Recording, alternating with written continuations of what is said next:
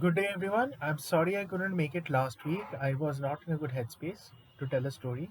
But I am back today, and before I start, I hope that all of you are keeping safe and vigilant in these troubled times.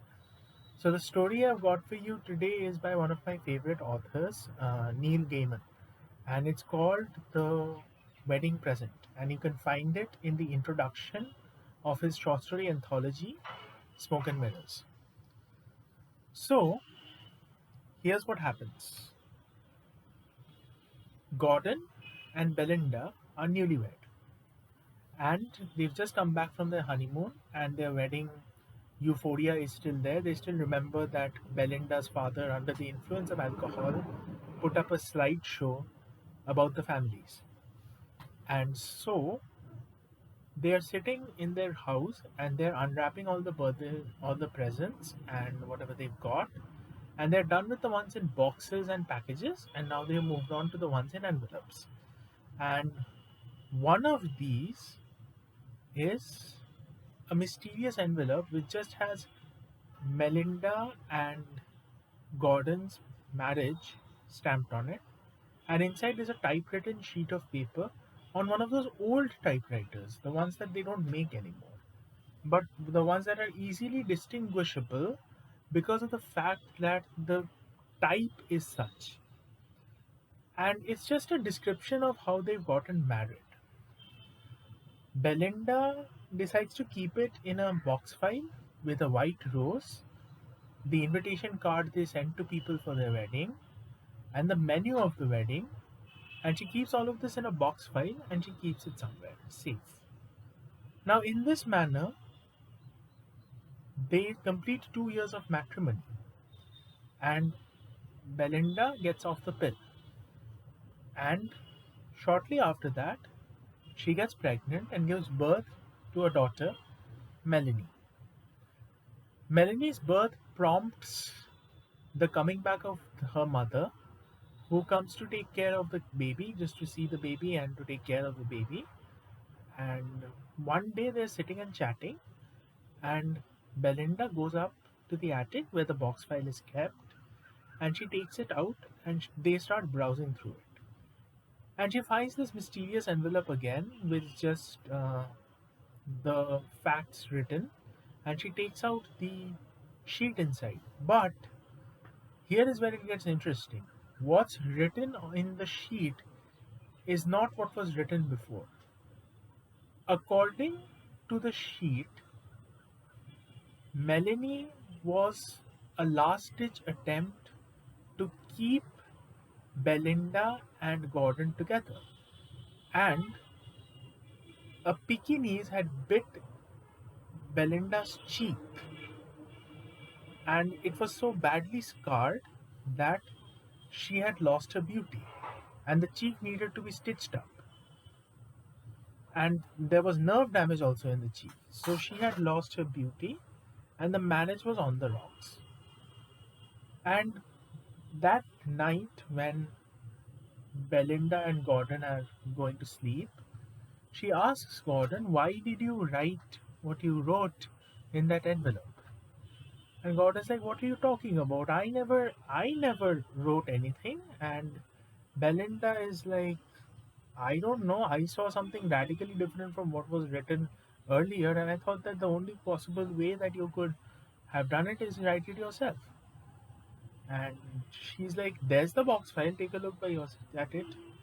And Gordon's like, "I did not write this." So Belinda chooses to believe him, and she says that, "Okay, I believe you." A little later, uh, Gordon, who's an architect, gets an offer from a firm, and he shifts to Preston, and Belinda goes with him. Belinda's a vet by profession, and Belinda gets a job treating animals at the local clinic in Preston. And in this way, some more time passes. Gordon is made a partner in his firm because he is talented, and Belinda has a baby boy called Kevin.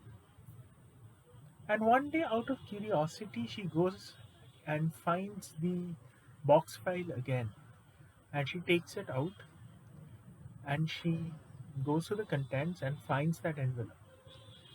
But again, she's in for a shock because according to the piece of paper inside the envelope, three things are happening. First, Kevin was never born. He was a miscarriage at 5 months. Second, Gordon is having an affair with his boss at the firm, and Belinda and Gordon barely talk. Third, Belinda has turned into a hardcore alcoholic. This paper now starts to scare Belinda, and she's like, what is going on? This is clearly supernatural. And she doesn't show it to Gordon, she keeps it in the place where it was and comes down. But she's also feeling a little nauseous, a little sick in the mind. And a few months later, Gordon stumbles upon the box file and he reads what's written inside the document. And this time it says that the affair with his boss has ended badly and his job is in peril. But in the real world, Belinda and Gordon have two children and they are very happy. So there's a parallel universe going on over here, which is why I love this story. And now we come to what happens with Gordon's work. Gordon had been sending designs to various magazines, architectural magazines, and some of them were shortlisted. And one of these magazines was bringing in designs for the British Heritage Museum. And here's what happens: the design gets shortlisted and later approved. And meanwhile, the last time Belinda looked at the present, she had a premonition that it was a wedding present, although it might be of supernatural origin. So, what she did was she took it out of the place in the attic and locked it in the jewel drawer. And now that they've got the good news that Gordon's application and design have been approved, what's happening is they're having a date night. And at the end of the evening, Belinda asks Gordon if he would like to take a look at the wedding present in the box, whether she should pull out the sheet of paper. And Gordon says, I don't think there's any need. And by, Gordon's successful design is approved for construction, and Gordon is involved with the construction process. But one day, he's having lunch, and right after lunch, he clutches his chest like this, stands up, and is like, I'm really sorry about this, and immediately collapses onto the floor. And so, by the time the medics arrive, he is dead. And Belinda's parents take the two kids and they go off into the country so that Belinda can grieve in peace. And Belinda goes to her jewel drawer and pulls out the envelope and pulls out the sheet of paper inside it. And according to the sheet of paper, Belinda was about to lose her driving license because she had crashed a car into a tree.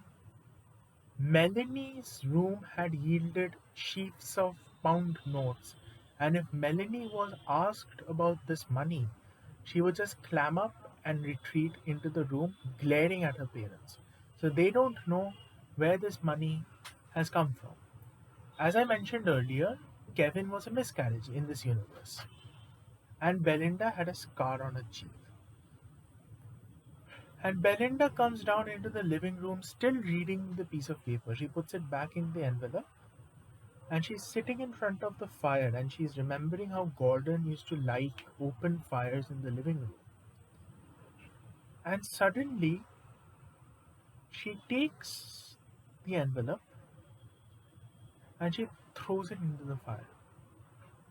And as the flames are consuming the envelope, little by little, the flames are consuming the envelope, Belinda leans back, closes her eyes, and waits for the scar to blossom on her cheek. That was The Wedding Present by Neil Gaiman from the book Smoke and Mirrors.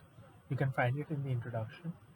And once again, may I repeat that Neil Gaiman is one of my favorite authors, and Sandman is going to be adapted by him into a graphic novel. The graphic novel is then going to be made into a TV series. It's available on Audible as an ebook, and I would like to highly recommend it to you. You will not regret reading it. Please take care of yourselves. I will try to be back next week with another video for you, another story for you. If you like this story, let me know in the comments. Take care, stay safe. These are troubled times, but we will get through them one day at a time. This is the Bilge Master signing off.